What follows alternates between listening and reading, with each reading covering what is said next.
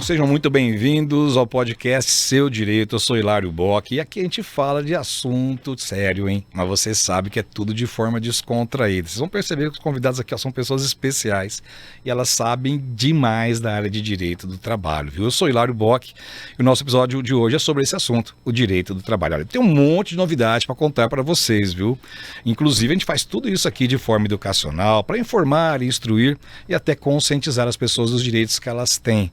Até só sabendo dos direitos que ela tem, que elas vão também consultar um advogado, né? Então, assim, a gente traz aqui para vocês hoje a doutora Viviane Rocha e o Alexandre Magosso, o doutor Alexandre Magosso. Ela é advogada especialista em direito do trabalho, pós-graduada na USP e diretora da OAB aqui em Ribeirão Preto. E ele, o Alexandre, é advogado, também especializado em direito do trabalho e representante da OAB na Justiça do Trabalho. Pensa o quê? Dá trabalho esse negócio de justiça, viu, gente? Os dois sabem muito, viu, gente? Vocês vão perceber aqui, vocês vão ficar até o fim, vão perceber que o assunto de hoje vale a pena assistir esse podcast até o fim, tá? Aliás, gente, quero agradecer já a presença de vocês, né? E eu vou passar a palavra para vocês, né? Aí vocês escolhem a ordem aqui, como eu disse, é tudo que dinâmico, aqui a gente não tem uma forma definida, tudo descontraído. E eu queria saber de vocês, já de cara, né?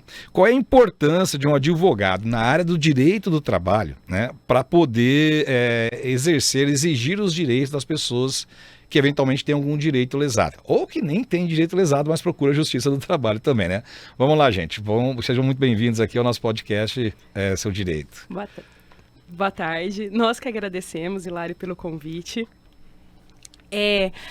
A Justiça do Trabalho, você começou com uma pergunta capciosa, eu diria. Porque a Justiça do Trabalho tem essa peculiaridade de não necessariamente precisar de advogado para ingressar com o processo, né? Que é quando o próprio trabalhador pode procurar a justiça e entrar com a ação. Só que essa é uma letra de lei morta, né, Magosso? Porque ninguém mais faz isso. Justamente porque a Justiça do Trabalho, ela resguarda direitos que, para mim, como militante na área, são os direitos mais caros que nós temos, porque o trabalho, ele justamente impacta diretamente na vida e em todos os outros direitos, né, que nós temos no dia a dia. Então, assim, eu acredito que o advogado, ele é essencial na Justiça do Trabalho, fundamental, por isso até que esse artigo, ele nem é utilizado. Eu acho que é somente por meio do advogado que a gente consegue alcançar essa justiça ao trabalhor. Até porque se for sozinho do outro lado vai ter um advogado, né? Exatamente. Eu diria até mais, Hilário. Eu diria que a Justiça do Trabalho é como você procurar um médico, né? Se você tem uma dor no seu osso do pé, você não vai procurar um médico neurologista que trata da cabeça, né? Da mesma forma, acho que o direito se especializou ao longo dos anos. A gente está falando de direito do trabalho, onde esse ano de 2023 a gente completa 80 anos da CLT, que é de 1º de maio de 1943, ou seja, um tema extremamente relevante, que tem que acompanhar a evolução, né, da indústria, dos serviços. Então, o direito do trabalho e a advocacia trabalhista tem que se especializar. Você sabe que um dia eu estava perguntando para o advogado trabalhista, falei assim, olha, mas tem essa lei assim, assim, assada. Ele falou, não, tem uma OJ, tem um enunciado que exige diferente. Eu falei, pera um pouquinho, mas como é que funciona? Não é a lei? Ele falou, não, é que tem umas orientações aí que tem que ser seguidas, né? Uhum. Então a gente sabe que realmente a especialização ela é muito importante. Agora eu quero fazer uma pergunta para vocês, quero saber a opinião pessoal de vocês. Quando as pessoas pensam na Justiça do Trabalho, pensa que o juiz vai dar ali uma mãozinha para o trabalhador, né? Vocês acham que a Justiça do Trabalho pende para o lado do trabalhador hoje ou isso é coisa do passado? Isso é coisa do passado. O que você acha, Vivi? Eu também acho que isso é coisa do passado. Inclusive, eu que ainda estou finalizando a minha pós, então estou ali nos bancos da academia, isso é muito discutido. Como essa tendência de proteger o trabalhador já ficou superada. Que realmente, apesar de tem algumas peculiaridades, né, que facilitam, por exemplo, a prova ela é vista de um jeito diferente, porque a empresa ela tem mais capacidade de produzir e tudo mais, mas mesmo assim, quando está ali perante a justiça, vem uma equidade olhando para ambas as partes. É óbvio que é necessário, extremamente necessário, toda vez que se ajuiza uma ação ou se defende uma ação, que a parte tenha instrumentos de prova, né? As provas podem ser documentais, podem ser periciais e podem ser orais, que são as testemunhas. Extremamente relevante que isso seja levado ao judiciário, ao juiz, para que ele tenha subsídios para poder julgar de forma justa. E às vezes o empregado, né, ele tem até mais possibilidade de produzir uma prova do que o próprio empregador, né? Então, gente, olha, essa questão aí da justiça, se chegar lá, colocar um monte de pedido, achar que o juiz vai dar uma mãozinha, esquece. Não é mais Esquece. assim. Já não é mais assim. Então, pronto. Bom, vamos falar de uma coisa aqui interessante, né? Porque quando a gente fala da justiça do trabalho, a gente fala, mas justiça do trabalho? Mas por quê? Porque tem a justiça federal, tem a justiça criminal, tem a justiça de vara de família, né? E a gente tem uma novidade aí, né? Que não é mais tão novidade assim, mas essa questão de aplicativo, né? Motorista de aplicativo, ela tem bastante gente trabalhando. E a Justiça do Trabalho parece que não vai decidir essas causas. Isso vai para um juiz diferente, então não é Justiça do Trabalho. Pois acho que é o seguinte, a evolução da prestação de serviço, ela aconteceu ao longo dos últimos anos, principalmente, onde muitas pessoas perderam seus empregos formais, né, registrados na carteira de trabalho, e acabaram como profissionais, entre aspas, autônomos, muitas vezes em aplicativos, né, muitas vezes como motorista de aplicativos, e o judiciário trabalhista precisa apreciar essas questões, onde muitas vezes se pede, por exemplo, o vínculo de emprego com o aplicativo. E aí tivemos uma recente decisão do STF, onde o ministro Alexandre de Moraes acabou deslocando a competência para a Justiça Comum Civil, em que pese isso ainda vai ser analisado, né, pelo colegiado. Porém, a verdade é que a emenda constitucional, né, traz a competência para a Justiça do Trabalho. Então, ou seja, é um assunto polêmico, muito polêmico, e que o governo federal já anunciou, através até do ministro do Trabalho, Marinho, de que vai ser regulamentado o trabalho em aplicativo. E aí, por exemplo, esses processos, enquanto não se sabe quem é o juiz que julga, ficam todos paralisados ou não? Eles estão andando normalmente? Por hora estão andando, né, Vivi? Sim. Todos os processos onde se pede uma relação de trabalho, eu digo trabalho e não emprego, né? Porque isso é importante dizer, porque o trabalho é o todo, né? Qualquer tipo de trabalho, e o emprego é aquele registrado, né? Sim. Deixar bem claro isso.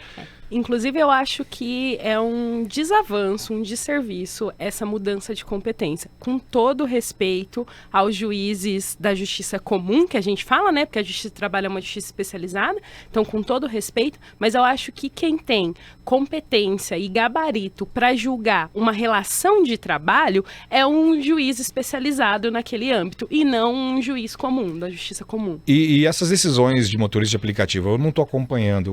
Eles têm conseguido caracterizar o vínculo de emprego? Alguns sim, outros não. Isso depende muito do entendimento do magistrado, do juiz. Vai muito do juiz, mas o vínculo de emprego ainda é algo muito forte na Justiça do Trabalho, né? Então, quando você consegue mostrar, por exemplo, os aplicativos, vamos citar o Uber, quando o motorista fica muito tempo parado, tem como a plataforma fiscalizar que ele está muito tempo parado e falar, então, e aí? Você não vai trabalhar? E isso, muitas vezes, gera o vínculo, porque não é como se ele estivesse administrando o tempo dele livremente. E, por isso, algumas decisões conseguem reconhecer e trazem todos os direitos da CLT. Então, independentemente da plataforma, tem que provar esse tipo de vinculação, legal, né? Subordinação, é isso? É isso. Então, para deixar bem claro, né, para os ouvintes, são 4 requisitos, né? A pessoalidade, ou seja, a prestação pessoal daquele trabalhador, a subordinação, ou seja, com regras em que ele tem que cumprir, a habitualidade, não pode ser um serviço eventual, tem que ser habitual, e por fim, remunerado, ou seja, a onerosidade. Então são esses 4 requisitos. É preciso demonstrar isso para que se obtenha o vínculo ou não, né? A análise vai ser com base nesses 4 requisitos. Vamos aproveitar já essa questão de estar falando de um trabalho que é específico e vamos imaginar que esse trabalho esteja sendo feito por um homem e esteja sendo feito por uma mulher. Num aplicativo, por exemplo, a variação salarial é igual, né? Porque vai ganhar em cima daquela produção que ela tem. Mas recentemente foi aprovada uma lei, né, que diz que não pode ter diferença de salário, tem que ter uma igualdade salarial entre homens e mulheres, né? E todo mundo já está falando, essa lei não vai pegar, não tem como fiscalizar, né? Então, queria que vocês dessem a opinião de vocês, né? Primeiro, dessa questão da igualdade, quando ela acontece, porque tem pessoas diferentes também, né? Porque, pessoal, eu sou igual, eu sou um homem e uma mulher, mas eu não faço o mesmo trabalho que ela. Então, tendo o mesmo trabalho, com as suas particularidades, de falar, essa pessoa tem que ganhar igual àquela, porque é homem, porque é mulher. Vai lá, Obrigada, Augusto. Avanço legislativo, eu diria, viu, Hilário? Eu acho que tem algumas legislações que elas podem até não pegar, como você citou, mas ela vem para mostrar o momento social. Essa, para mim, é uma dessas leis. Se enquadra numa dessas leis, de uma lei que demonstra que precisa atender o anseio da sociedade. Claro que ela atende alguns requisitos, né? Então não é que todo trabalhador, a faxineira vai ganhar o mesmo que o faxineiro. Sim, porque eles fazem a mesma função. Mas se tiverem funções diferentes, aí eles não vão ganhar a mesma função. Então vai obedecer os requisitos salariais, vai observar se a empresa tem plano de carreira, quanto tempo faz que esse funcionário está na empresa. No entanto, se exerce a mesma função, tem o mesmo tempo de casa, não pode ganhar diferente, que é o que acontece atualmente. E acontece com muita incidência, inclusive com diferenças salariais que chegam a ser alarmantes, porque não tem uma justificativa, a não ser o fato de ser uma mulher e um homem. Entendi. Eu vi no IBGE, né, que em 2022, né, quer dizer, a diferença, em média, era mais de 22%, né? Quer dizer, você pega uma diferença, significa 22%, vai dar 78, né? Então, quer dizer, para cada R$1.000 que um homem ganha, uma mulher ganha 780. Essa informação é verdadeira. A cada comparativo, o homem recebe 78%, a mulher recebe 78% do salário do homem. Isso realmente foi constatado. E muitas vezes ela tem uma qualificação muito maior do que o homem. Exato. Quando você pega a média de estudo, a mulher estuda mais e se aperfeiçoa mais do que o homem. Meu avô falava que na época dele o homem era o cabeça do casal, né? Que tinha essa expressão, né? O homem é a cabeça do casal. Só que ele falou assim, mas a mulher é o pescoço, porque vira a cabeça pro lado que quer. Não adianta ser a cabeça, quem vira a cabeça é o pescoço. É verdade. Mas realmente, não pode ter esse tipo de diferença salarial. Não pode, inclusive, vamos até avançar, porque a lei não prevê só a diferença salarial entre homens e mulheres. Prevê, inclusive, multas administrativas mais pesadas, 10 vezes mais pesadas, sendo mais específico falando aqui na situação de multa administrativa por fiscalização. E as empresas vão ter que apresentar relatórios semestrais. A transparência é bacana da lei, né? Que semestralmente precisa publicar os salários dos além do E-Social também, né? Porque vai estar lá CBO e salários diferentes entre um homem e uma mulher. E aí, para mim, é o ponto que eu estava falando, que essa lei, ela demonstra justamente o momento social. Por quê?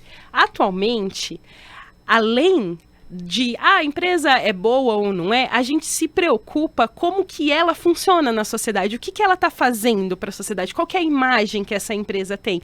E isso demonstra muito, semestralmente tem aqui um relatório, uma transparência, demonstrando que na minha empresa os trabalhadores ganham iguais quando exercem a mesma função. Isso chama responsabilidade social. Não é só dar o emprego e pagar o salário. É dar o emprego, pagar o salário, respeitar todas as diferenças, não só de sexo, mas como de religião, de cor, de etnia. Então, até time de futebol, né, Hilário? Não pode discriminar por causa do time. O time que está lá embaixo da tabela não pode ser discriminado. Principalmente o meu que está lá embaixo, né? Eu nem vou falar nada. Deixa quieto essa parte. Vamos pular essa parte? Vamos pular essa parte. Vamos falar de direito de trabalho. Vamos falar de... Já que você está falando aqui, me ofendendo moralmente, vamos falar de danos morais. Né? Vamos falar de danos morais, porque falar do meu time me ofendeu moralmente. Vamos lá. Quando a gente viu essa mudança da legislação trabalhista, né? Porque nunca foi assim, eles colocaram um tabelamento. Olha, o dano assim vai ser tanto, o dano assim vai ser tanto, o dano assim vai ser tanto. Mas parece que o Supremo falou, não, isso aí é um parâmetro, né? Como é que está essa questão hoje do dano moral, esse tabelamento do dano moral? Pois é, a tabela de dano moral não existe. Isso já foi decidido pelo STF em Brasília, que a reforma trabalhista de 2017 trouxe uma tabela, né, entre aspas, engessando os valores indenizatórios. E isso o Supremo Tribunal Federal disse que não pode acontecer na Justiça do Trabalho. Então, hoje, os limites impostos na reforma trabalhista não estão valendo, aqueles limites lá previstos. não é, Vivi? Isso. Só uma perguntinha, vocês já tiveram em lados opostos na mesma audiência, vocês dois? Não. Ou Nós dois não. Sempre juntos. Eu tô vendo! Até porque se eu tivesse, eu acho que eu estaria em maus lençóis. Mas não, ainda não tivemos esse prazer. Mas exatamente, até porque, né, Magos, não dá para precificar o dano que uma pessoa está pleiteando. Principalmente atualmente, no dia a dia, onde tem muitas peculiaridades. Por exemplo, a gente, quando pensa em dano moral, às vezes a gente pensa diretamente num assédio, né? Num assédio moral, num assédio... E aí eu não posso mensurar qual que foi a dor que o trabalhador sentiu. Então, justamente que essa tabela um pré-requisito não existe, ele não tem como se manter. Já ficou uma letra morta, então, na lei. Assunto superado. Assunto tá superado, tranquilo. mas que durante alguns anos foi muito temido na Justiça do Trabalho. Se haveria um limite, um teto de indenização. Isso caiu. Bom, gente, então vocês já estão sabendo, né? Que a gente fala identificação aqui de direitos, conscientização, instrução. Então, olha, essa questão de tabelamento de dano moral, tabelamento da dor, né? Isso não existe mais, né? Então, quanto mais você se precaver em evitar, em colocar o colaborador numa situação vexatória, numa questão de assédio, né? É importante para a empresa e o empregado também ficar sabendo de quais são os direitos dele. Vamos dar uma pausinha nisso tudo aqui. Conta para mim como é que vocês foram fazer direito e virar advogado.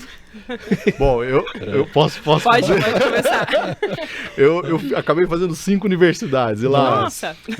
Eu comecei fazendo... Então você experimentou de tudo, direito é bom, então? Não. Eu migrei de universidade. Né? Mesmo. Pois mesmo é, curso. eu comecei, na verdade, 2 cursos. Eu comecei com psicólogo, né? Eu fui para a área de psicologia e acabei tendo um episódio de um sequestro que eu tive que fugir de uma cidade X, né? Que eu não preciso citar o nome. Nossa. Mas enfim, eu acabei tendo que sair dessa cidade, foi um episódio meio traumático.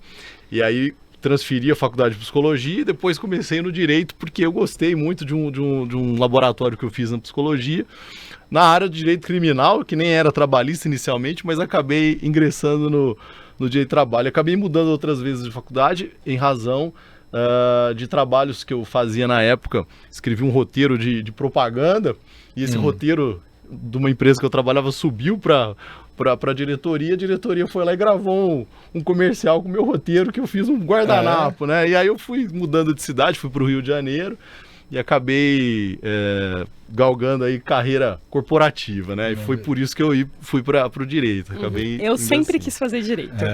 Quando eu era criança, eu gostava muito de programas investigativos, policiais, e aí eu via a postura do promotor e eu queria ser promotora. Mal sabia, né? E então nunca nem teve outra possibilidade, eu nunca prestei outro vestibular, eu sempre quis fazer direito. E na faculdade eu descobri que nem de penal eu gosto. E aí eu me encontrei. Aí eu me encontrei no direito do trabalho, gosto muito, e tem 10 anos que eu atuo só na área trabalhista. Eu vou dizer, Meu livro de penal é papiro ainda, porque eu nem lembro de nada. É verdade.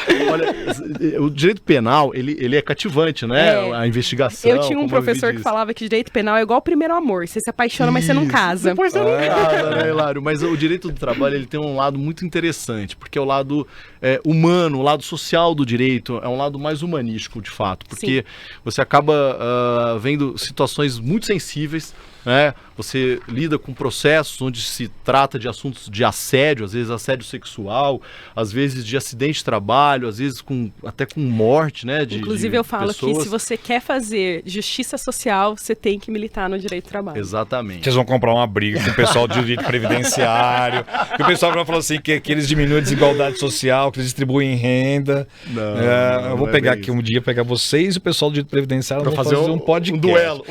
Aí eu trago os números. Aí eu trago os números de quanto contribuição a Justiça do Trabalho devolve para o Estado. Para pagar benefício previdenciário. Tá bom, mas tá certo. Bom, vamos voltar agora na nossa conversa, né?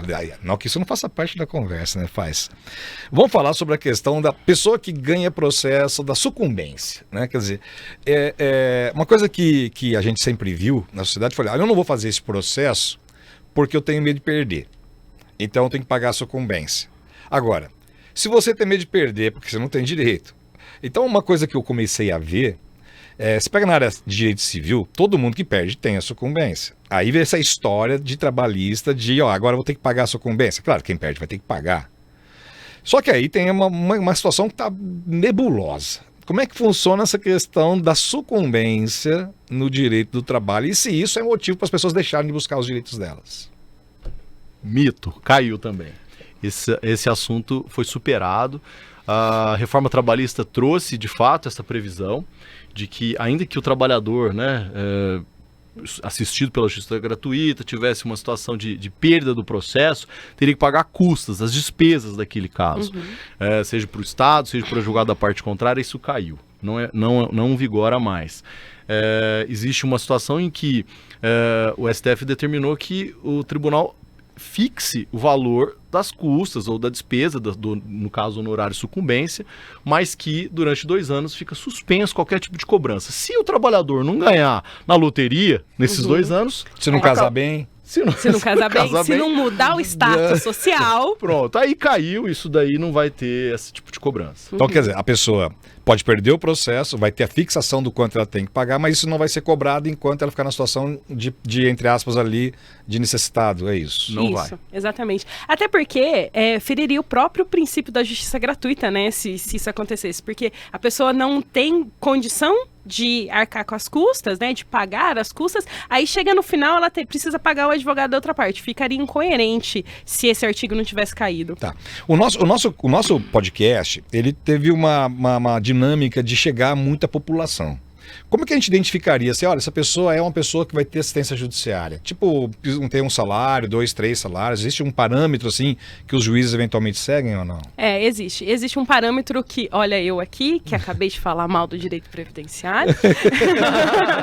Existe um parâmetro que é estabelecido em face do recolhimento, do teto do recolhimento do INSS, né? Então, se a pessoa ganha até 40% do teto máximo, ela tem direito à justiça gratuita. É isso, né, Magus? Exatamente. Então, 40% do teto, né? Então, o teto é Isso. 7 mil, 7, 14, 21, 2.800, 3 mil reais, mais ou menos. Isso. Né? Quer dizer, Que é pelo menos atualizado 2023, né? periodicamente, então esse valor é atualizado. Mas pode ganhar mais e ter o direito da justiça gratuita Exato. Depende das despesas também, né? As despesas que a pessoa tem, Isso, né? Uma pessoa isso. especial na família, uma doença, né? Às vezes a pessoa tem uma remuneração mais alta e ainda assim vai ser beneficiário da justiça gratuita. E digo mais, né? O parâmetro tem que ser daquele momento. Porque às vezes a pessoa no contrato de trabalho, um exemplo, tinha um contrato muito bom em que recebia um valor acima de 40%. Um exemplo, recebia lá 6 mil reais, ou seja, é acima do limite.